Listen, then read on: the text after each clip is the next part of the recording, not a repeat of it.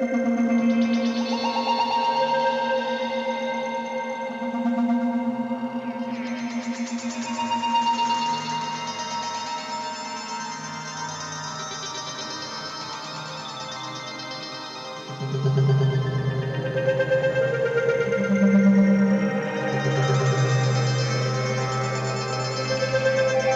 you're about to hear sounds like something straight out of a classified war file, but much of it is based on real reports, evolving intelligence, and high-stakes military operations unfolding in one of the most dangerous regions on Earth. Deep beneath mountains, reinforced with layers of concrete and rock, Iran built what many believed were untouchable underground facilities, hidden command centers, missile storage tunnels, and secret airbases designed to survive even the most powerful conventional attacks.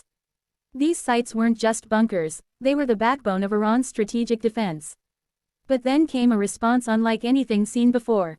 Under the cover of darkness, thousands of miles away, one of the most advanced aircraft ever built silently took off.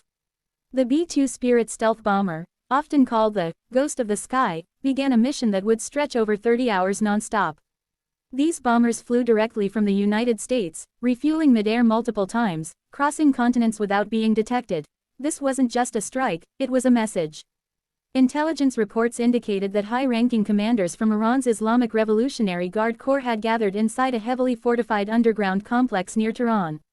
The location was deep, hardened, and designed specifically to resist airstrikes. But the US had something built for exactly this kind of target. The GBU-57 Massive Ordnance Penetrator. Weighing around 30,000 pounds, this bunker-buster bomb is capable of penetrating deep underground before detonating. And here's the critical detail, only the B-2 bomber can carry and deploy it effectively. As the B-2 approached Iranian airspace, its stealth design allowed it to evade radar systems that would normally detect and track conventional aircraft. This is what makes the B-2 so dangerous, it doesn't just strike, it arrives unseen. Then came the moment. Multiple bunker-buster bombs were released with precision timing, drilling through layers of earth and reinforced structures before exploding deep inside the facility. According to reports, the underground compound was severely damaged or destroyed, along with key personnel inside, but that wasn't the only target.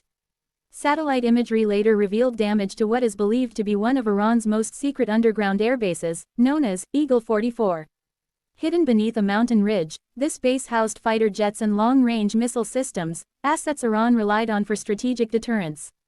After the strike, craters near tunnel entrances and damaged access routes suggested that even these hidden locations were no longer safe, and this is where the story becomes even more intense. This operation wasn't just about destroying infrastructure. It was part of a broader campaign, one that involved dozens of long-range bomber missions, thousands of targets, and coordinated strikes across multiple domains. Some missions reportedly lasted over 30 hours, with aircraft flying from the U.S. mainland, striking targets, and returning without landing. Think about that for a second. A bomber takes off from America, flies across the world, drops some of the most powerful non-nuclear weapons ever created on deeply buried targets, and then flies all the way back, without being intercepted. That's not just air power, that's global reach. And while Israel has long targeted Iranian positions, many of Iran's deepest underground facilities remained out of reach, until the US joined in with capabilities Israel simply doesn't have. The combination of intelligence, stealth, and heavy penetration weapons created a level of precision strike capability that fundamentally changed the battlefield. But here's the critical question. Did this operation truly wipe out Iran's underground network? The answer is more complicated. While several key facilities appear to have been hit hard, especially command bunkers and airbases, military experts caution that Iran has spent years building redundancy into its underground systems. That means multiple layers, backup sites, and hidden tunnels that may still be operational. Even recent coverage suggests that while major damage has occurred, not all underground infrastructure has been completely destroyed. So instead of a total wipeout, what we're seeing is something else, a strategic degradation. A shift. A signal. The message is clear. No place is truly safe anymore.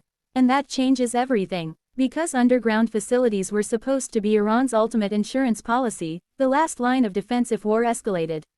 Now, that assumption is being challenged. But there's also a bigger picture to consider. Operations like this don't just carry military consequences, they carry geopolitical risks. Striking deep inside a country, targeting high-value infrastructure, and potentially eliminating senior leadership can escalate tensions rapidly.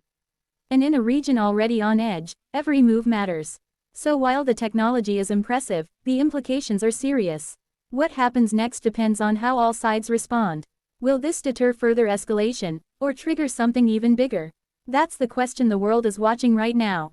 And as new satellite images emerge, as more details are revealed, and as both confirmed reports and speculation continue to circulate, one thing is certain. Modern warfare has entered a new phase. A phase where distance no longer guarantees safety. Where underground doesn't mean unreachable. And where a single mission, carried out in silence, can reshape the balance of power overnight. If you found this breakdown insightful, make sure to stay tuned, because the situation is evolving fast, and the next development could be even more significant than the last. And remember, this content is based on publicly available reports, ongoing developments, and military analysis. Information in conflict zones can change rapidly, and not all details may be fully confirmed. Stay informed, stay aware,